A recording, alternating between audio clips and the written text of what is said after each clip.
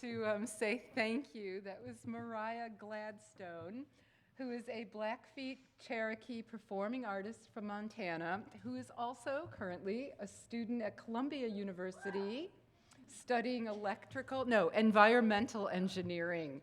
So Mariah, thank you so much. That was just lovely.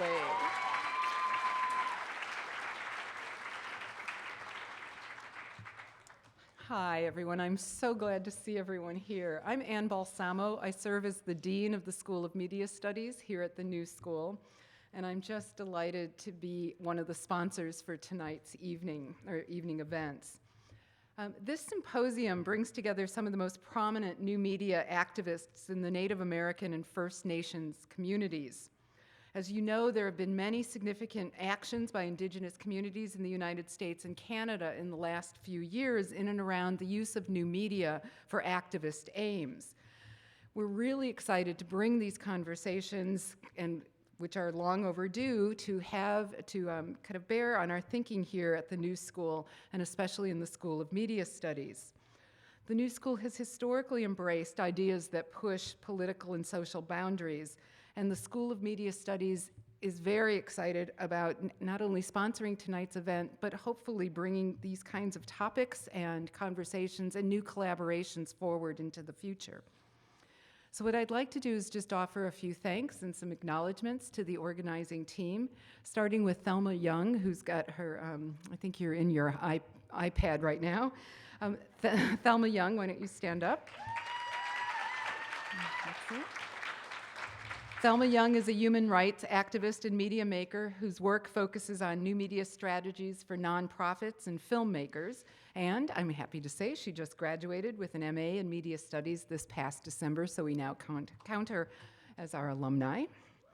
And then another co-organizer, Alex Sheen, who's an editor, production manager, and media educator. He will be finishing his MA in Media Studies this spring, and we have new spaces, so if you aren't yet enrolled in Media Studies, please come and join us. And then Cody Harjo is a January 2014 New School graduate who currently works at a Washington, D.C. nonprofit. She is the 2014 Time Warner Sundan Institute Native American Producing Fellow. Where is Cody? There we go. Thank you. Excellent. So that's the team that actually brought this event together tonight. And thank you guys on behalf of the School of Media Studies and the New School. I'd also like to some thanks to the staff and support from the School of Media Studies, Roberto Montez, Janelle McKenzie, Greg Griffith, Rosalie McManus back there, and also Professor Nitin Sawani, who's in the School of Media Studies, and Professor Peter Lucas, who teaches between the New School and NYU, who both participate in our Engage Media Lab, which is also one of the co-sponsors tonight. And so my last bit of introduction is to introduce our opening speaker for this evening, Professor Jaskiran Dillon. Professor Dillon is an assistant professor of global studies and anthropology here at the New School. Her work spans the fields of settler colonialism, anthropology of the state, anti-racist feminism, youth development, and the cultural foundations of education. She has a new book forthcoming called Prairie Rising, Youth, Indigenous Sovereignty, and the Politics of Social Reform that should be out later this year from the University of Toronto Press. She has served as a member of the Human Rights Watch delegation, documenting instances of police neglect and abuse of Indigenous women and girls in northern British Columbia, and participated in the United Nations 61st Session and Periodic Review of Canada in Geneva in 2012.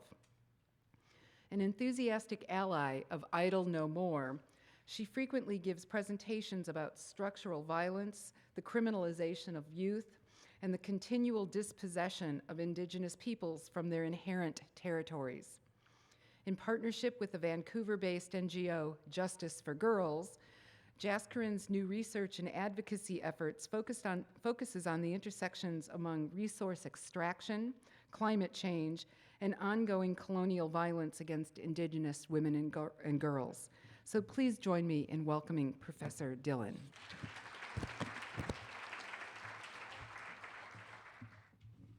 so much media gear up here, I just don't want to press the wrong button.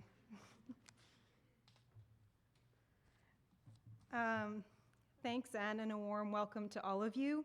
I was asked to provide a few framing remarks, so I'm going to do my best to do that quickly since we have such an amazing panel of speakers tonight, and I want to give them the stage for the majority of time. In typical ethnographic fashion, because I'm an anthropologist, I'm going to begin by taking you to the ground.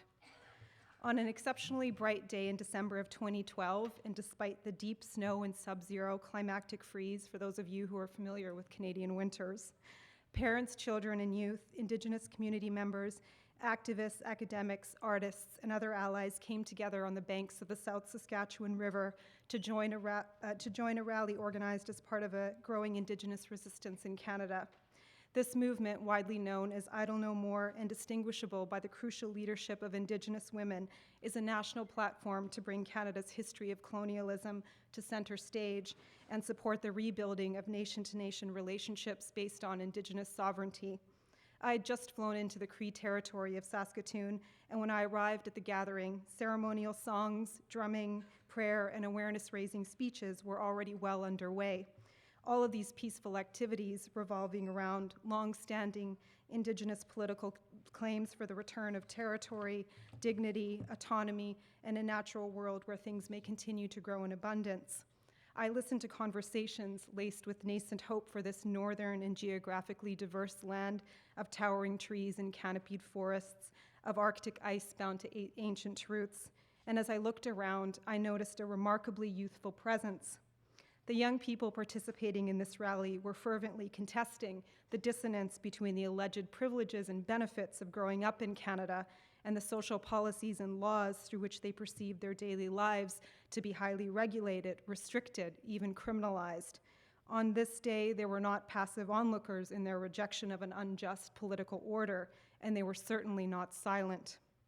As a conduit for political organizing, Idle No More is raising fundamental, urgent questions about decolonization, ecological destruction, and the tenuous and fraught relationship between the first inhabitants of this land and the sanctioned entity of the Canadian nation-state, although this is applicable to other colonial settler states such as the United States, Australia, and New Zealand. In fact, Manhattan is also Indigenous territory.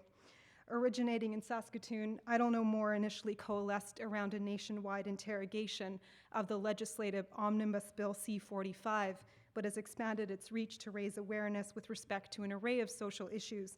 In doing so, it articulates a framework for political change positioned both as a counterattack against structural violence and a visionary discourse charting a path towards social transformation. Bill C-45, among many other things, removes environmental protections of a vast number of Canada's rivers and lakes in order to facilitate the nation's economic development, contentiously evidenced in the expansion of the tar sands and the building of a pipeline to carry carbon-intensive oil from northern Alberta to the Texas Gulf Coast for overseas shipment. And this should be familiar to all of us here in the United States with Obama's pending decision regarding Keystone.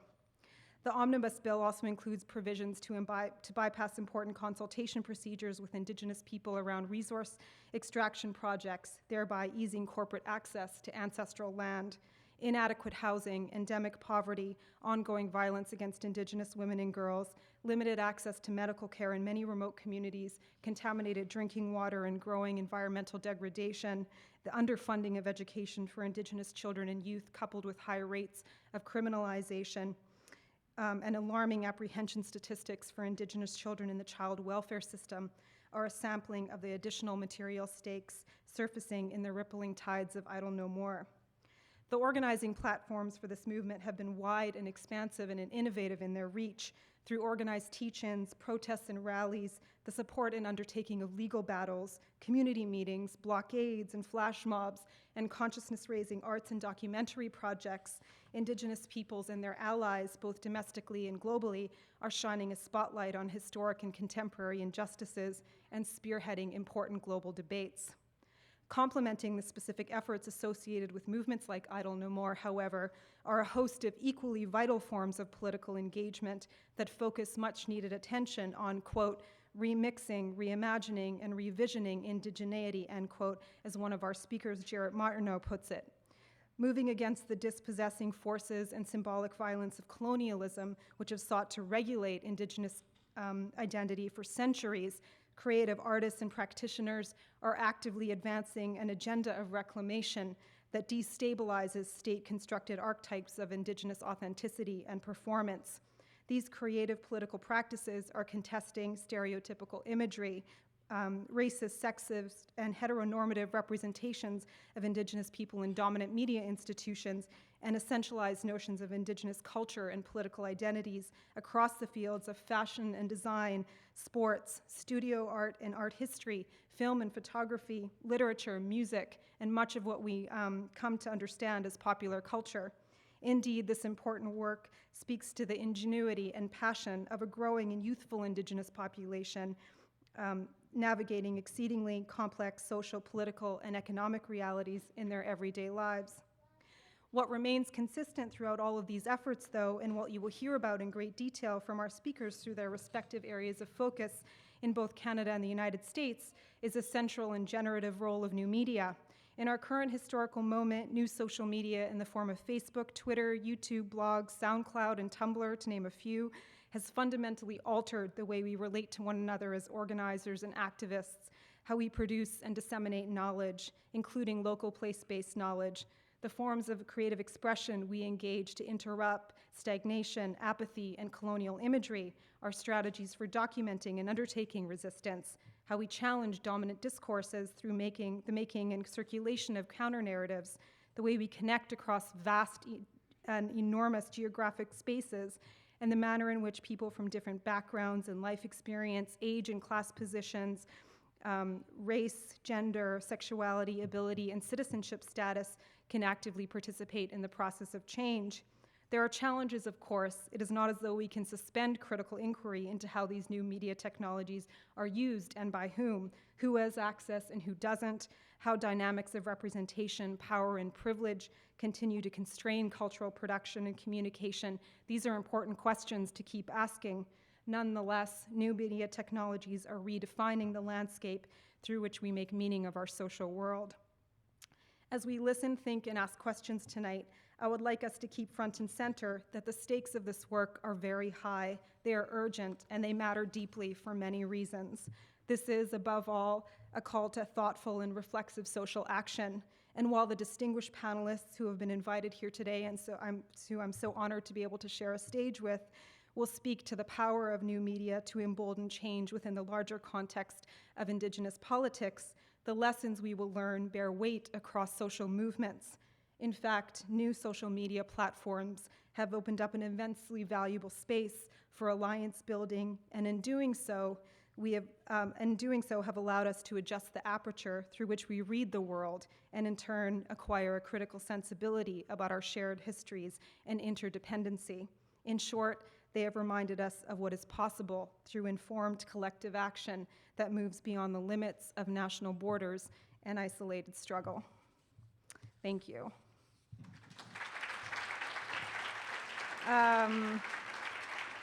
Thanks. I'd like to now invite on stage Cody Harjo, who's going to do introductions of our panel for this evening and has been central to pulling this event together. So please join me in welcoming Cody.